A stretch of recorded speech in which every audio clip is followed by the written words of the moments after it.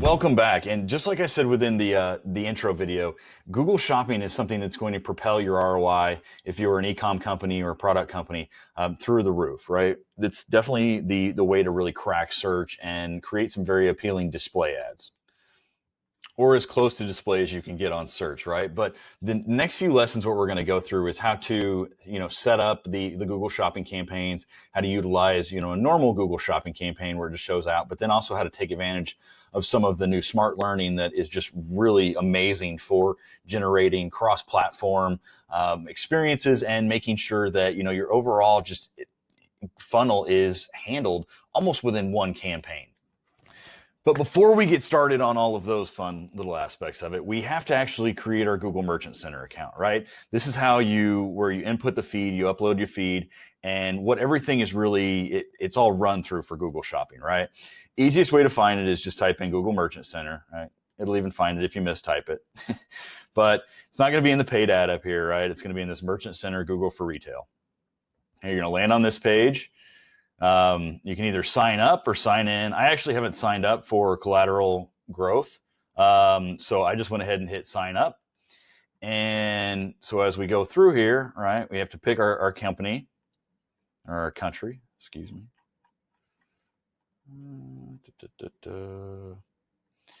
And since the US isn't the center of the world, they put it all the way down there at the bottom.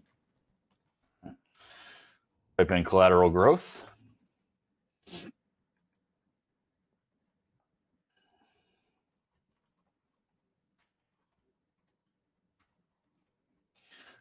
My site contains adult products are defined by Google policies.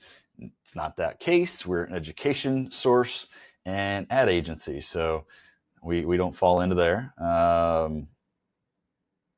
Doesn't mean that you'll be restricted, by the way. Like if you want to sell sex toys, right, through this, it doesn't mean that you'll be restricted. You just have the policies are much more strict, right? And I would literally, like, if this is what your business is, it's cool that you're trying to take the course and you've gone through it. But reach out to me and I'll help you. I have some experience with this, but there's even some, local agencies in Phoenix, at least, that do it. But that's kind of those fringe industries when you're talking about getting into vitamins, you're talking about any of the adult toys, adult items at all, really. Those things, they have a much more stringent approval process, and some of them are never going to get approved, right, depending on what they are. So just make sure you're referencing the Google policies and making sure your products is adhering to that, because you don't want to put in all this time, especially after we've already gone through the search process and we've even tried to dive in or started to dive into display. You don't want to put in all that work and then get suspended or banned. So you can basically put in, add a different contact for customer service, right? So this would be like collateralgrowth.com/service,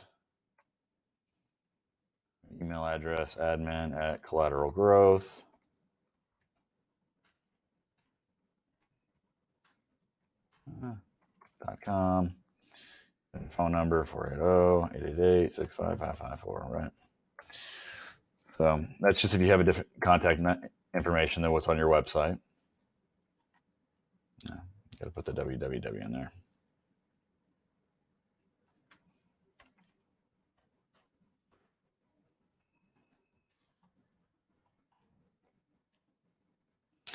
So you have to agree to their policies, right? These are pretty standardized. If you don't agree to them, you don't use their service. So that's the terms and conditions of using their service, right? So this is unverified, unclaimed. To show your products, you need to verify that you own your website URL and claim it for the Merchant Account Center. Make sure that you own your URL. You'd like to use this in a Merchant Center account. This is the important, because, again, it gives you all the technical information. So I'm going to go ahead and pause there, and I'll be back to you after we go ahead and verify the URL. Okay, back with you. Now, what I've done here is I've gone into my GoDaddy account and I've put the URL code that's in there, right? It's a text verification. I did it through the Search Console. So what we're going to do is verify the URL now.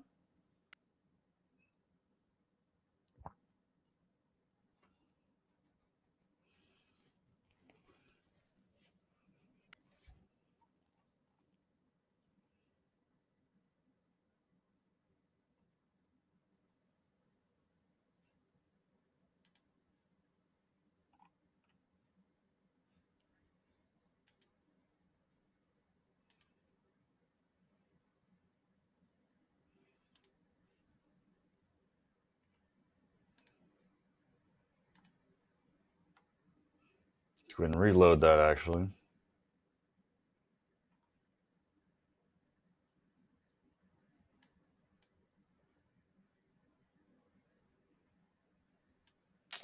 So it looks like I need to claim my URL.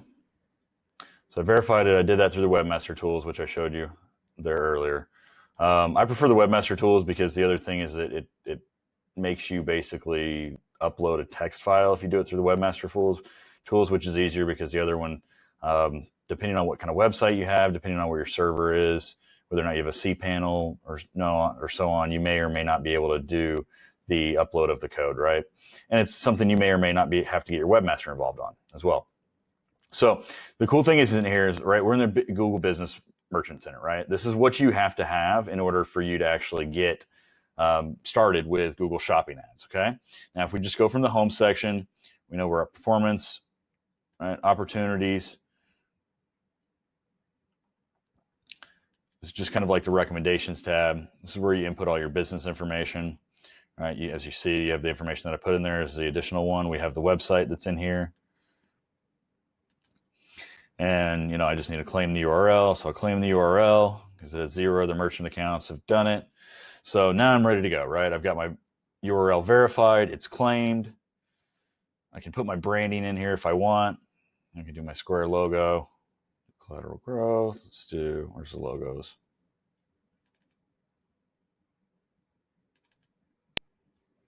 Put a big G in there.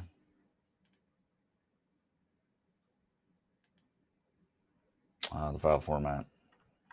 I won't bore you with that right now. So basically what we're looking at over here is like our capabilities. Like we have our products, right? And this is where you have to upload everything to get started, okay? So you have your lists. Get down here a little bit. And minimize it so I look smaller. Oh, it's crazy. And then you have your feeds, right? This is what you have to upload and you have to actually put in here. So the attached document that I sent you or that I've given you, the spreadsheet that has that example feed in there, that's what you need to fill out. Now we're going to go more in depth into how to optimize the attributes, but there's 59 different attributes that you can address on the overall feed. There's only about there's probably about 10 of them that are absolutely necessary for every single type of service, right? There's stuff in there as iOS versus, being on an Android device. There's all sorts of other things there's all sorts of other identifying factors that are in that on the feed that may or may not apply to your particular product, right? If it's an auto or if it's a downloadable service, right? None of the shipping, none of the weight, none of that information. If there's only one version of your product, there's none of that information is necessary. So deep dive through that. If you need any help, hop back in the group and give me a holler on that, and I'll kind of be able to walk you through that as well. Shopping is one of those things that I really appreciate. I think it's a really, really good tool. But to get your feed up in here, once it's all structured and you've got your product in here, right, all you have to do is just hit the plus sign, put what language it's in, right, online products, we'll hit continue. Now do we upload Google Shopping, Google test feed? And if I just want to do from the Sheets aspect of it, I can do that. You can do schedule fetch, where it fetches it from your website. Now, again, that's another thing that you have to have, just kind of like the dynamic remarketing. You have to have it solid, right? It has to be very, very structured according to how their template is done. Now, the upload, you can just upload the feed. Or you can do a content API where it just ships it in from, basically from your site changes. So we're going to do a Google Sheets just to do that. You say generate new Google spreadsheet from a template, select an existing spreadsheet, right? So you can do multiple things and you can create and schedule it on a daily basis, right?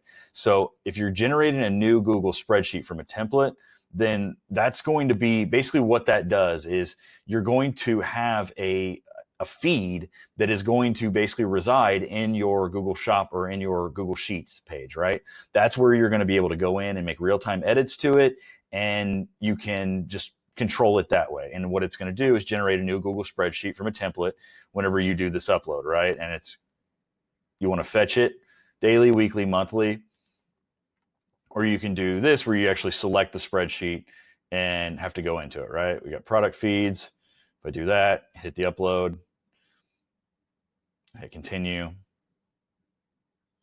It's asking me to log in for that, so we won't do that. But basically do this. This is more the automated rule factor, right? This fetching aspect, you have to give it access to your Google Sheets or log in. But to generate a new Google spreadsheet from a template, let's do that to continue. Allow.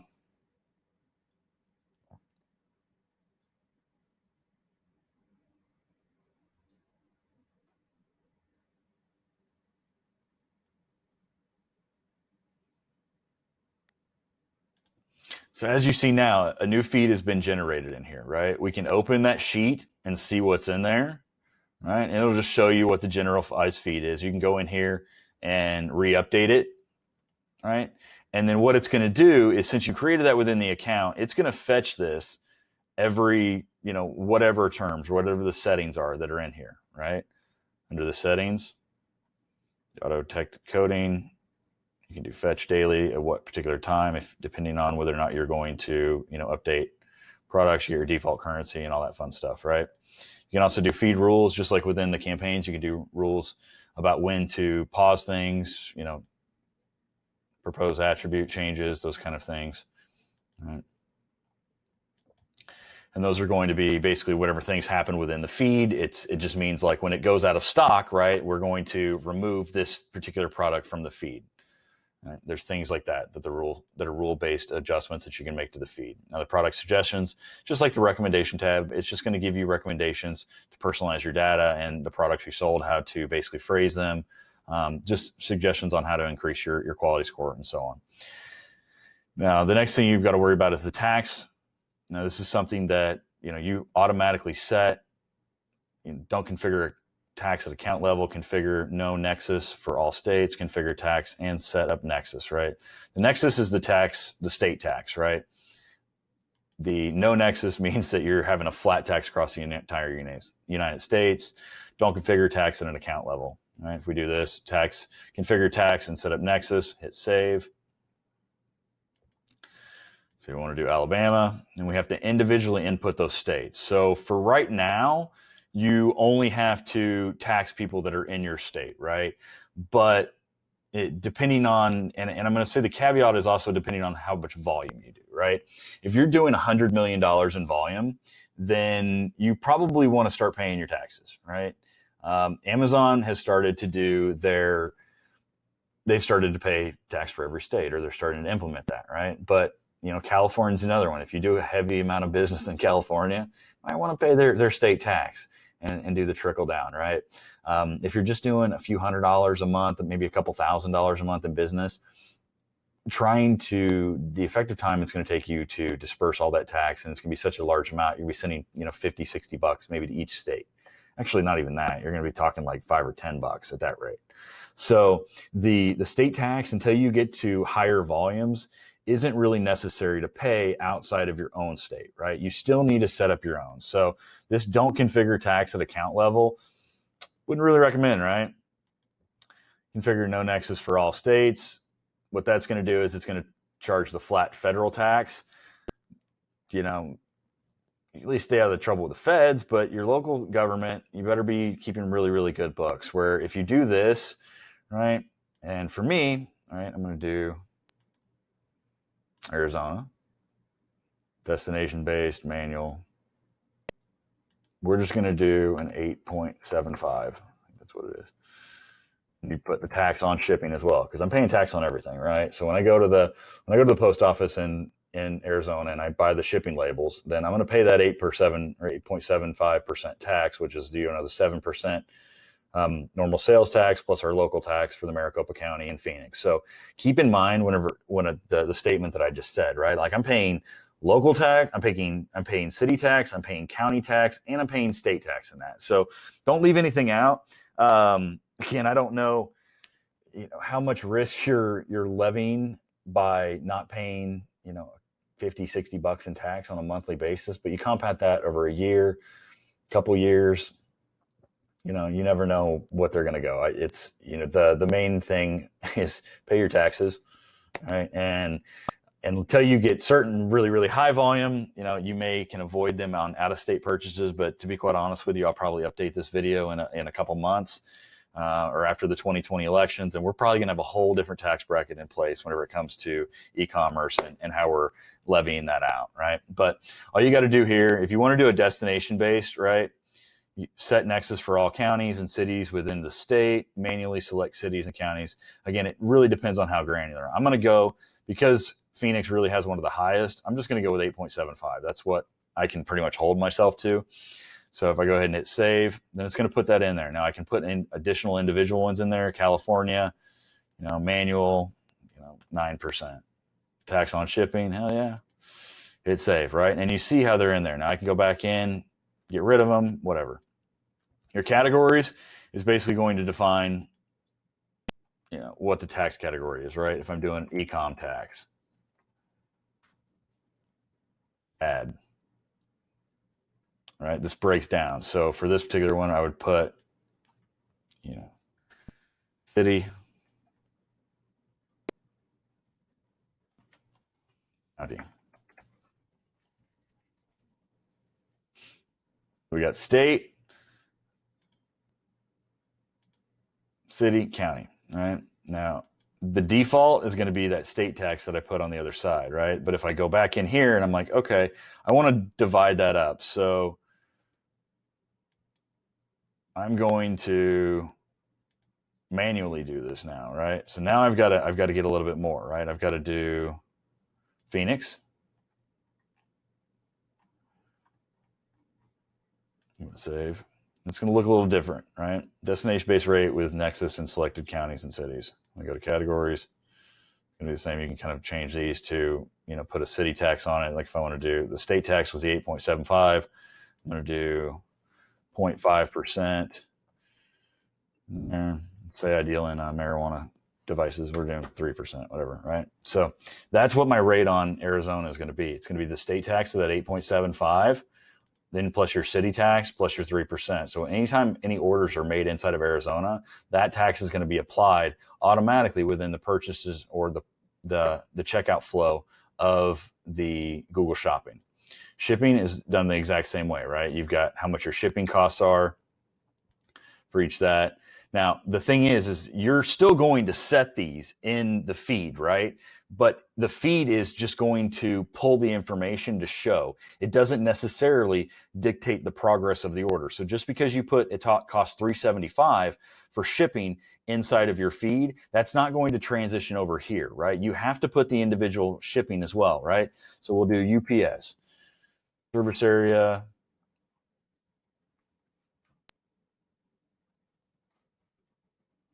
United States.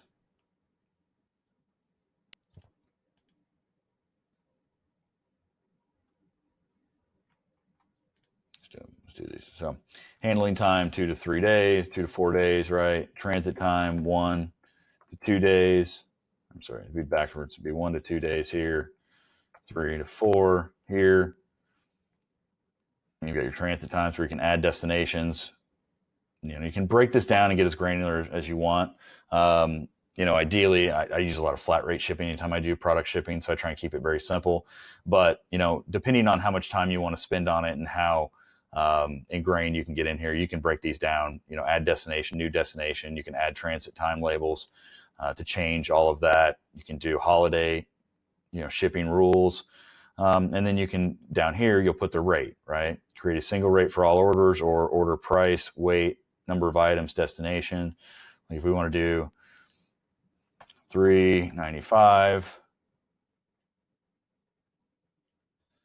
one item, right? 1 to 1, $3.95. 2 or more, flat rate, $10.95. Or I can add a row, right? If I want to do 1 to 2, this is 3 or more. This is $5.95, right? You can customize this to whatever you feel necessary. But again, the shipping and the tax rate and all that needs to be set within this system, within your Google Shopping or your Google Merchant Center, and not on the feed. Just because it says on the feed isn't going to transition into what's actually being charged whenever things are purchased through the Google Shopping Center, okay, or the Merchant Center. So all you do to add those back in there is hit continue. I think we got to name it, actually.